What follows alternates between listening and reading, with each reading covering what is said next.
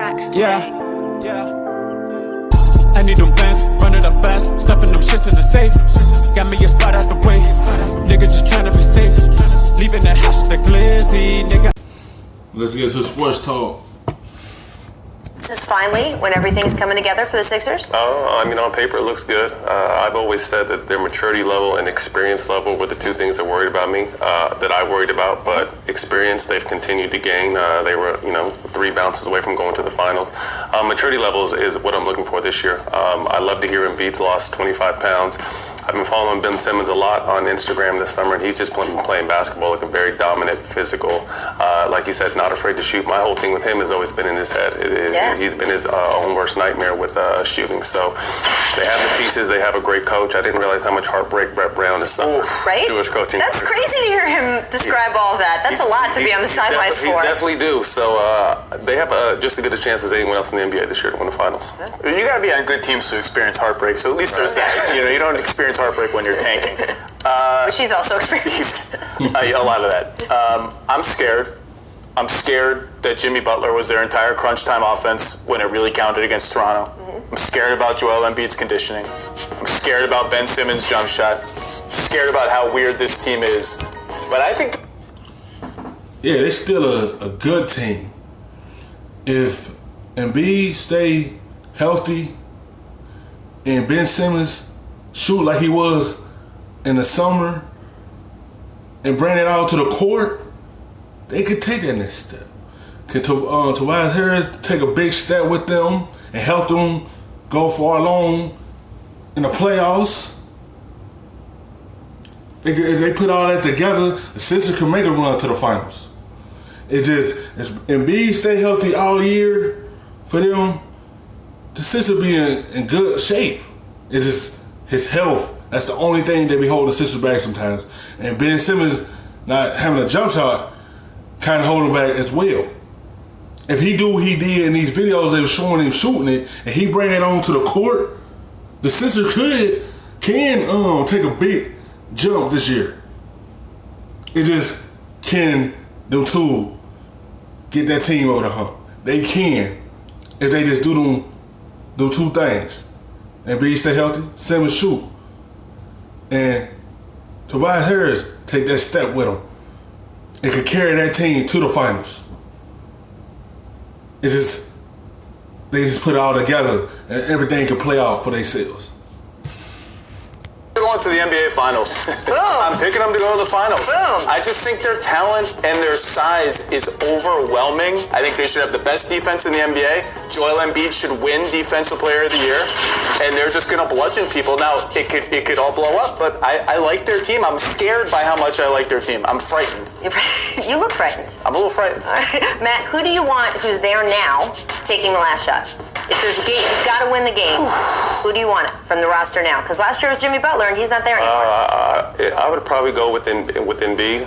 I think last year he fell in love with the jumper a lot. I think he needs to get back on the post because he's the most dominant post player, with DeMarcus Cousins being with his injury situation in the game.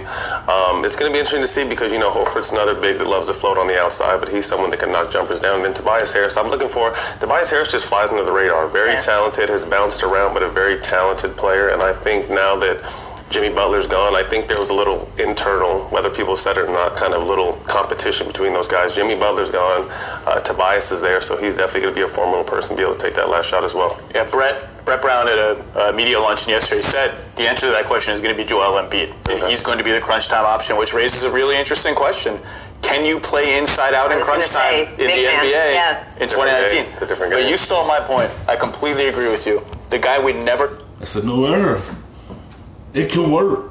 He could take the last shot because he have a nice jump shot to be a big man, and that's how the era is now. Like big man shoot, they take last shots. Still, big man take last shots before. Tobias Harris is underrated. He could take the last jump shot for them at the end of quarters. If they tied, they could put the basketball in his hands because he underrated. They don't show him enough respect. And he's going to show him this year that he could do that. It's like with him and Jimmy Butler last year was just showing like who could take the last shot, who who could be the scorer, who could be the lead of this team. And it was just too much, and now that he's gone, hopefully everybody play free will now. But Embiid is going to be the one that will get the basketball in the crunch time because it's his team. Tobias Harris, you could give it to him. He can hit a game winner because he have a nice jump shot as well. He could take last shots for the Sixers this year. Talk about is Tobias Harris. And I think given that he can create a little bit off the dribble, he can run pick and roll, he's a good outside shooter. It's a big year for him because some of those moments, like it or not, are going to belong to him. He's got to be their spacer in so many ways. I mean, they've changed. It's going to be interesting to see how it all goes down. But I like the firmness. NBA Finals, both of you guys. I love it. According to Caesars Sportsbook, they don't agree with you guys. Actually, the Bucks have the best odds of winning the Eastern Conference, with the Sixers coming in second, though, followed by the Celtics and the Nets. So, Zach, you said Sixers. Bucks, though, I know you think highly of. Is this really a two-horse race that I'm looking at here? Yeah, Bucks-Sixers would be an incredible series, I think. And I do think it's a two-horse race. Look, the Bucks can make the finals. It's a toss-up to me. And Boston would be the next team. But to me, Boston is one player away. And if they could ever find a way to trade for an impact big man, they become like Al Horford? Well, okay, maybe. I don't think that trade is going to be on the table for them. But they could butt into this conversation. But this would be an incredible matchup. I mean, the Bucks are loaded still from last year, and then the Sixers are loading up. So we'll see. I think the Bucks are, just have good a shot as the Sixers do. I think obviously losing Brogdon is going to be a big piece, although he was hurt leading up to the playoffs. You know his importance for that team. Giannis's development on the offense of filling those holes, those gaps that he had in his game are going to be a big, we're going to have to wait and see if he did, which I'm sure he worked very hard. Like, man, that'd be a nice series. Sixers and the Bucks. Only thing that's holding the Bucks back is their superstar. Can he shoot outside when the lane get clogged up?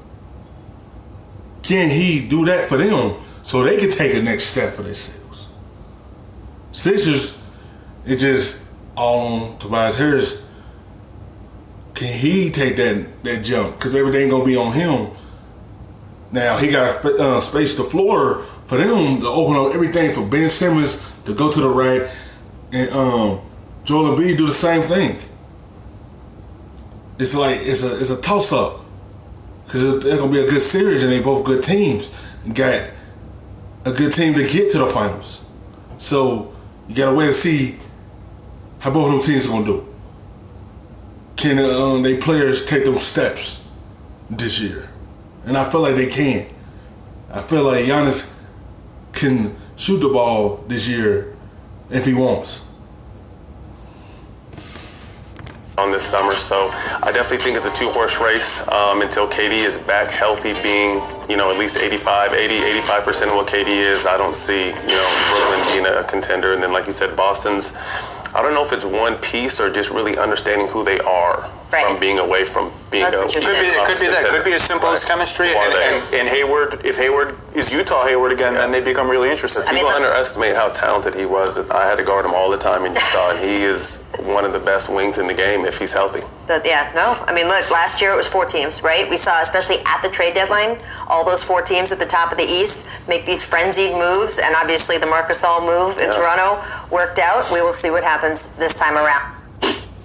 Thanks for watching ESPN on YouTube. For more sports highlights and analysis, be sure to download